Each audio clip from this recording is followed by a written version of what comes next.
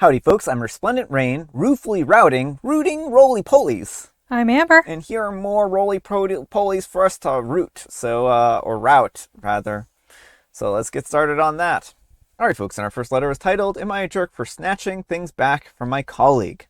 I'm a 36-year-old female, and I have a colleague, George, a 58-year-old male, who has a nasty habit of taking things out of people's hands without asking first. Files, memos, communal snacks, etc.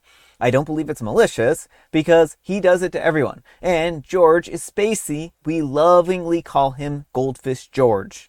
He's been here forever, and he's only a few years away from retirement. His behavior does cause some office strife, but people mostly ignore it. Except for me, I absolutely hate having things snatched from my hands.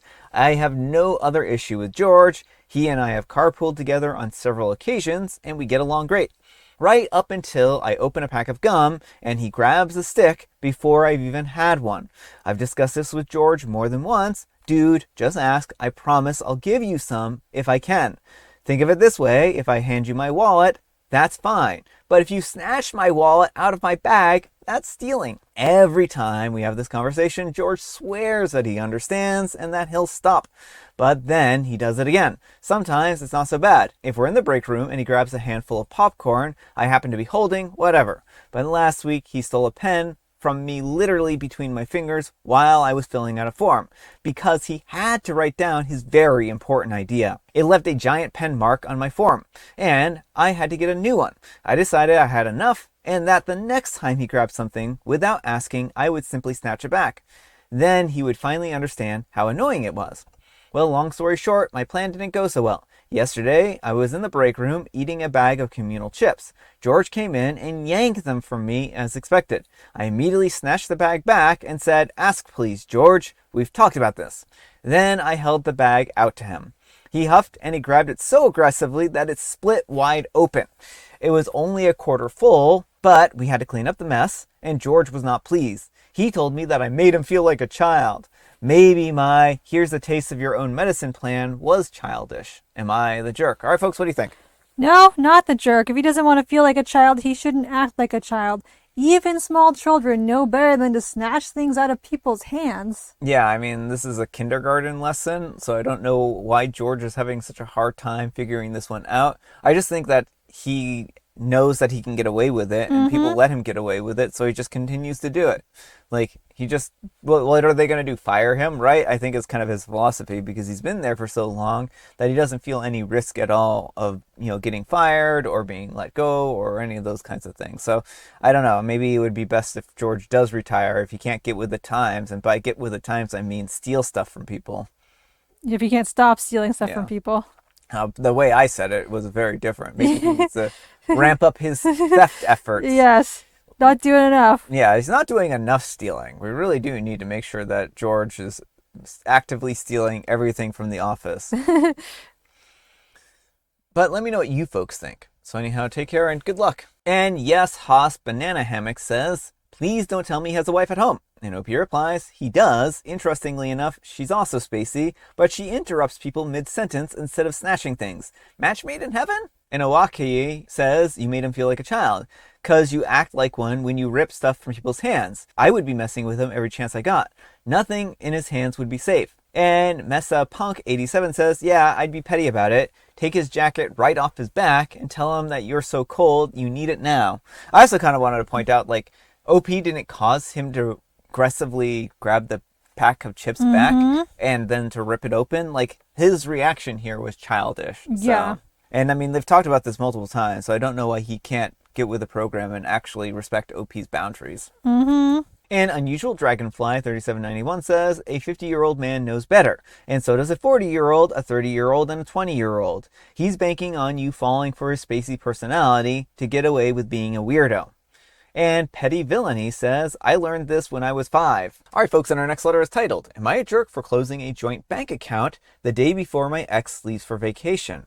Ignore the username, it was randomly generated. Now, here is much needed context. My ex-husband and I separated over 5 years ago. It has been messy and emotionally, financially, and physically draining of a process.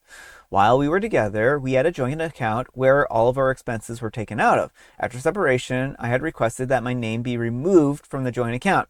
He did not want the account closed, as that is where he was continuing to do the majority of his banking from. This included debits from his vehicle payments, receiving payroll, etc. Over the last several years, he has refused to attend the bank together to take my name off the account. Requests have been made directly and through our attorneys. I even asked as recently as 2 weeks ago, as we were both in the city, we both live rurally, to have this finally done and my name removed. He continued to deny this request. Yesterday, I received a text message and a phone call from the bank where the joint account is held, stating that the account was in overdraft totaling negative $949.99, and the balance needed to be paid instantly. I immediately texted and called my ex-husband to have this rectified, as this was going to affect my credit score. Once again, he refused to attend the bank to have this completed as he was too busy. Well, luckily I was in the city and I went to the branch to see what my options were and not let it affect my credit. My options were to either do nothing or pay the overdraft and close the account. I paid the overdraft and I moved forward to closing the account. These were funds that I had worked hard saving and were going towards extracurriculars for the children. Now this is where I might have been the jerk. My ex told me that he was leaving on a 3-week vacation to Italy starting March 31st. This all happened March 30th. I chose the second option to pay the overdraft and close the account. With all fees, it was in total to $970. Now all of his debits, vehicle payments, bill payments, etc. are expected to come out of this account while he's away. This means that it gives him 1 day to open a new bank account and change all of the payments coming out of the previous joint account. So am I the jerk for closing the joint account that he has had 5 years to remove my name from the day before he leaves for vacation? All right, folks, what do you think? No, not the jerk. I mean, he's had all this time to remove OP's name for the account, and he just didn't do that because it wasn't convenient. And in fact, he was perfectly happy to drain an account that they had in both their names that would affect both their credit scores. So he's had 5 years or however long to get this done, and he didn't do it. He knew that OP was going to rush in and pay off the debt. And that's why he did this. Because he knows that OP doesn't want their credit score impacted, so he can do whatever he wants, which includes going on vacation on her dime, because who leaves a day before vacation with a huge balance or overdraft fee on their account, right? Overdraft and overdraft fee. Now, I don't think that this was an accident. I think that he knew that OP was going to pay the fee, and then I don't think he expected OP to close the account, though. Mm-hmm. The only thing that I would have done differently if I'd been OP is tell him that he either removes their name off the account now, or they were closing the account, right? And I think that's the only thing that I would have done differently for OP, so that he would have had more of a heads up to take care of his business. But I honestly don't really blame OP at this point in time, because he's had 5 years to do this and he's just refused, right? I think that he would have just said, oh, yeah, I'll do it. Don't worry. Just pay the fee. I'll pay you back. And I'll be there in an hour or something like that. And then just stood OP up or something like that, right?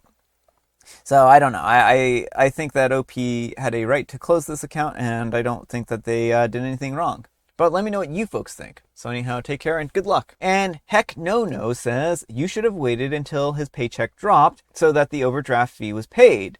Then close the account. Any positive balance after you close the account, you could Venmo him or mail him a certified check. It is a very simple thing to open a new account and set up auto pay. It's a minor inconvenience, but you paying the overdraft, yikes. I hope you get that money back. And OP replies, the caveat to all this is that he's self-employed. He controls when the money goes in and out, and he doesn't have to set a pay date. So who knows when it would have hit, which is again why I feel like this was done on purpose. I don't think that he did this by accident. I mean, that's a very good point. And Lemon Lady 1424 says, not sure why you gifted him $970. You could have waited until you had a positive balance and then closed the account. Either way, you're not the jerk. And OP replies, he was going to be out of the country for 3 weeks, and by that time, it would have been sent to collections. And Throw 05282021 says, not the jerk. Your ex had the same opportunity you did, to go to the bank and resolve the situation on his own. But I don't see how an overdrawn checking account would negatively impact your credit.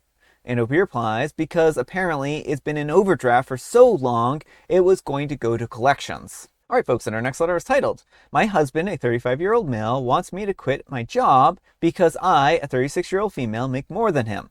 I don't know what to do. It's been 2 weeks since this happened, and I want to get this off my chest. When me and my husband started dating, it was clear that he made more money, but that would change when I got my first promotion. I started earning $20,000 more than his average salary. At first, he didn't mind and even celebrated with me, but as time moved on, he started making snide remarks about it. This year, I've been offered a promotion that would make my annual salary $156,000. When I got home, I felt like I needed to share the news with him, but then he just snapped at me. He told me how embarrassing it was for him, how it would be better if I turned down and became a housewife, about how he needed to provide for us and not the other way around. I tried reasoning with him and telling him about the advantages that this brought, and about how we could be able to afford our daughter's ballet and violin lessons, but not him earning it. I have 3 more days to be able to accept, and he is threatening divorce if I accept. I don't know what to do, and I've tried everything, and still he isn't reasoning with me.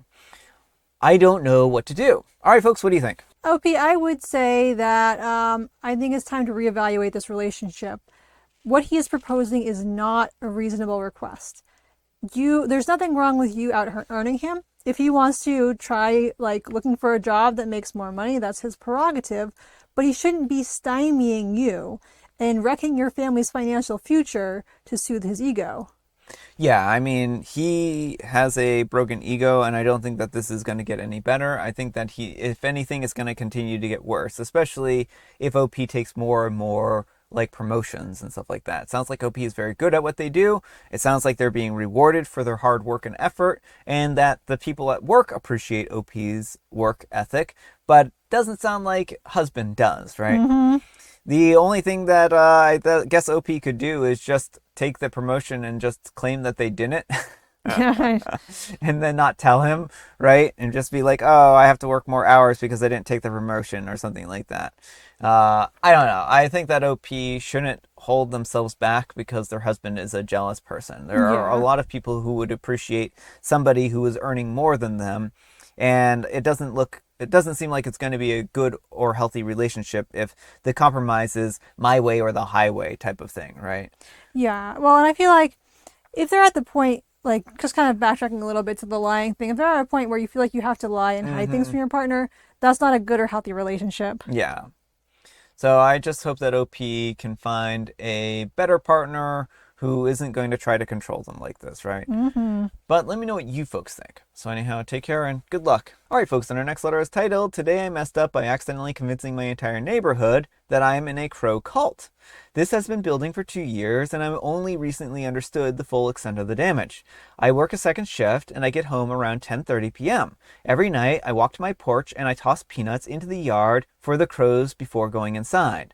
I started doing it because I read that crows remember humans' faces and form long-term relationships with people who feed them. I wanted to see if this worked. It worked. I did not realize how any of this looked from outside until my neighbor stopped me last fall and asked if I was doing okay. Apparently, for 2 years, multiple neighbors have watched a man arrive home at 10:30 p.m., stand silently in the dark, and perform what only can be described as a ritual offering before disappearing inside without speaking to anyone. I have never done this in daylight, and the crows are always waiting when I pull in, so from the street it looks like I arrive and then simply they come to me on command. In the dark. One neighbor told another that I communicate with them, and a third asked if I was into something. Nobody knocked on my door to ask me directly, which honestly raises more questions about what they thought the answer might be. I tried to explain the science of it to my neighbor, crow intelligence, facial recognition, reciprocal gift-giving behavior, and he nodded very slowly, the way people nod when they are not going to change their opinion. Well, last weekend, his kid, an 8-year-old, stopped me at the end of my driveway and asked if I was a wizard. It was 11 o'clock p.m. and I had just worked 8 hours of physical labor, and I said yes. The kid now leaves little piles of peanuts on my porch railing to help. The crows eat them. This child believes that he is assisting an actual wizard, and I have no exit strategy. All right, folks, what do you think? I mean, that's just a cute story. I like it a lot. Yeah, I mean, I don't think that there's anything wrong with feeding crows, and I mean, I think that OP has some friendly crow friends. You know, the one thing that I don't understand is like I didn't actually realize that crows came out at night like this. I usually thought they were like asleep, but it could just be that OP has trained them to, be hungry at this hour and Yeah. whatnot. But as far as I was aware, crows aren't nocturnal, so I think they would be asleep normally. So if they've disrupted the crow's sleep activity, then that would be kind of funny too. But let me know what you folks think. So anyhow, take care and good luck. All right, folks, it is tea time. Grab your beverages of choice. I've got some tea right here, and Amber, she has a joke. Why was the balloon afraid of school? The balloon was afraid of school because they were afraid that there was going to be kids running around the hallway with scissors because that's what kids do. They run with scissors. And so, like, that's kind of a nightmare scenario for a balloon when it goes to school is to be surrounded by scissor wielding children. So, yeah, that's my answer. I'm sticking to it. There might be a pop quiz. Oh, that too. When a child runs into them with a pair of scissors. And I have licorice spice. And folks, today is a very special day. Today is broken red light glasses. So yes, I have these red light goggles and they broke unceremoniously, but they're green. So I don't know if you can see through the greenness of this. Hulk smash! All right, folks, that's all the time we have for today. Thank you so much for watching. Happy Spectacular Saturday, folks, and I hope your Saturday is off to a spectacular start. Amber, we need some kind of moral advice and or guidance, and please have it on crows. Crows are pretty cool. And you should befriend them and be nice to them. Yeah. Thanks so much for watching, and we'll see you all tomorrow. Bye.